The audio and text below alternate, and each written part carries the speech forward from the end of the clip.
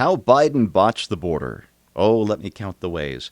Hey, everybody, I'm Steve Green with Bill Whittle and Scott Ott. This is Right Angle, brought to you by the members of BillWhittle.com. Gentlemen, that is not my intro. How Biden Botched the Border is a headline in Axios on Monday or Tuesday of this week. We're taping this on Tuesday. I caught it this morning. I'm like, oh my gosh, I have to read this thing, because it's not about the actual policies. I mean, we know the border is just an absolute open, wide open mess wound down there. Just the worst.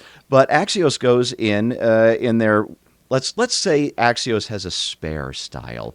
I like it because I get to get the meat of the article, without all of those words that other places use. But let's look at some of the process here that reporters Alex Thompson and Steph W. Kite discovered researching this article. We go back to January 2023 and this just unearthed meeting that Axios found. Aboard Air Force One to tour the southern border, President Biden sat at the head of his conference table and exploded with fury. This is, again, according to Axios.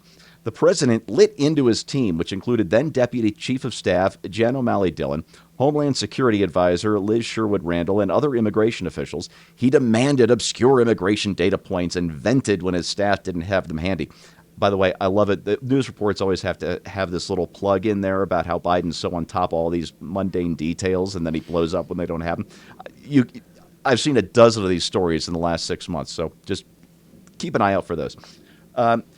Axios says this matters because previously unreported meeting recounted to Axios by three people familiar with the events is emblematic of the Biden administration's struggle with the border crisis during the past 3 years, infighting, blame shifting, and indecision. Biden's fury subsided at this meeting, and aides scrambled for the information he wanted. People in the meeting later told others in frustration that Biden's winding process and irritability were making it more difficult to reach decisions about the border. Bill, wow, those three words, winding process and irritability, came out just a few days after the White House tried and failed and tried and failed and tried and failed again to reset that narrative about him being an angry and senile old man. Ouch, huh? In the back room here, I have something that's relatively heavy, but it certainly fits in the overhead bin as a piece of carry-on item. I used to wear it all the time when I was flying. It's an emergency parachute. It's a cushion parachute. And I suspect we're going to be seeing more and more and more Biden aides bringing these things on board, because there's going to come the point when it's going to be like, I'm bailing out. I'm just out. I'm out the door.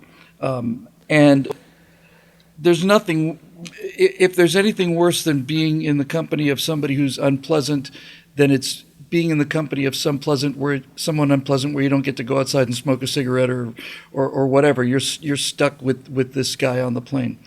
I'm glad you pointed out that how they always, it's almost like that Ronald Reagan Saturday Night Live sketch how Joe Biden says, I want to know what's happening with Martinez, this kind of thing. And it's like he's got command of it. I don't believe that, but I definitely believe the nasty part. I've seen that. I've talked about this so many times, and I can't. I just have to preface this by saying I'm not trying to milk sympathy or anything other than I can't explain my familiarity without saying that my mom died of Alzheimer's and also of dementia. And it's not like I'm looking for sympathy. It's just I have firsthand experience with this. And when I saw what dementia does to one of the most gentle-spirited souls in the world and the kind of monster that it can turn them into, I start asking myself, what happens when dementia starts to work on one of the most mean-spirited, angry, aggressive, thin-skinned politicians? Forget where he is now. His entire career, he's not a nice guy. He's been a really mean guy. Okay, that's what you say, fat, and you're a lying dog-faced pony soldier and threatening guys with physical violence. Fred, you want to step outside? Sure, Joe, I'll step outside. It's almost like, oh yeah, cop, yeah, okay, come on, cop, you take off the badge, let's go outside. It's like, sure, Joe, I'm happy to step outside with you and your 17, Secret Service guys armed with Uzis, and no, I'm not stepping outside, Joe. But seriously, Steve, I think it's a serious question. There's no question that he's getting snappier, which from the people who've worked with him say he's always snappy. It's just that when you've got your mental faculties around you, and you're a professional politician especially, you know how to control these things. And as this irreversible decline continues, his ability to control that snappiness continues to diminish. We've seen signs of it in public, but my experience has been, and the experience of the many people I've talked to about this, since I had to go through this, is that it's going to get tougher and tougher. It almost becomes like Tourette's. It's almost like an involuntary sort of a thing, this kind of dementia outburst. And I think the time is relatively short before we see him do one of those shockingly, violently, aggressively nasty outbursts on camera. I really do. I'm just seeing the signs everywhere. So, as we said when we did the double episode last week on the press conference and what was in the report, what are we supposed to do with stories like this? Breaking news. Everybody who's known about Joe's mental problems knows about this. Not as many people know, I think, about what a rotten guy he has been prior to developing this mental incapacitation. And I suspect that what's going to happen is, much like with drunkenness, you hear about people becoming nasty drunks. It's not like the alcohol made them nasty. It's that usually nasty, not always, but usually nasty drunks are nasty people, and the alcohol has just basically removed their ability to restrain themselves. That's what I suspect. Yeah, you may be right about that.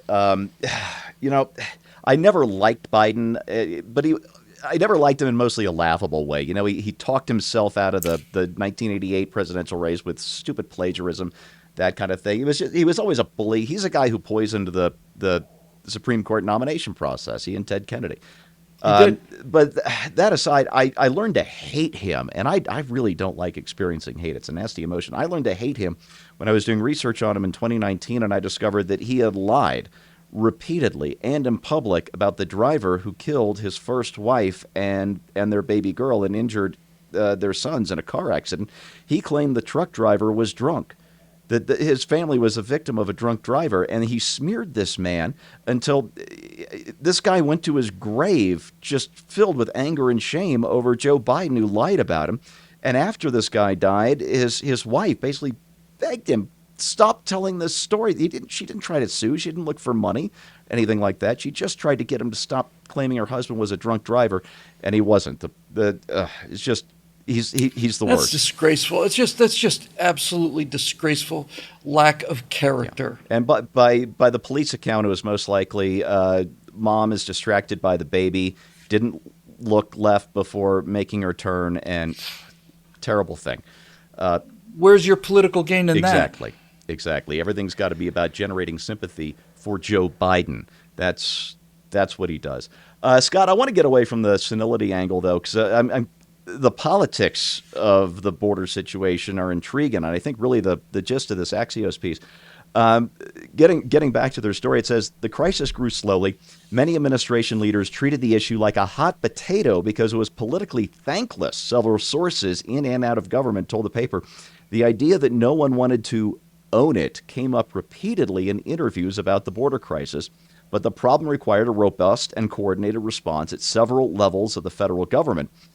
And a former government official close to the issue told Axios there are definite incentives to not be the person who owns the scary issue with no solutions, which, Scott, I found very curious that was the attitude inside the White House when the very first job that Joe Biden gave to his own vice president, Kamala Harris, was border czar. Well, at the very least, you would think that somebody would have the nerve to just stand up and say, look, we've been wrestling with this for decades and nobody has a good solution. Every solution has downsides.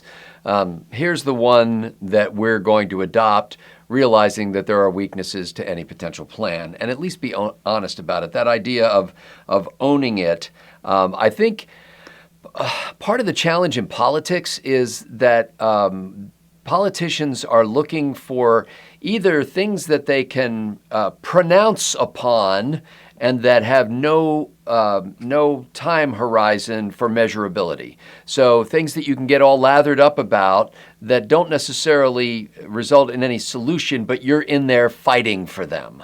You're in there fighting for the people. And then other things, the other end of that spectrum, is finding things that it's low-hanging fruit. It's stuff that with relatively small effort, we can show demonstrable results. I mean, if you cut taxes, the economy improves, for example. That's a nice one if you're a Republican anyway, and you understand how the economy works. But this idea of developing a robust, coordinated response across multiple governmental departments and in interaction with foreign nations is complicated. And in complexity, politicians really struggle to come up with anything in general. Now, specifically, Joe Biden, I think, is further handicapped by his desire to be seen in a certain way.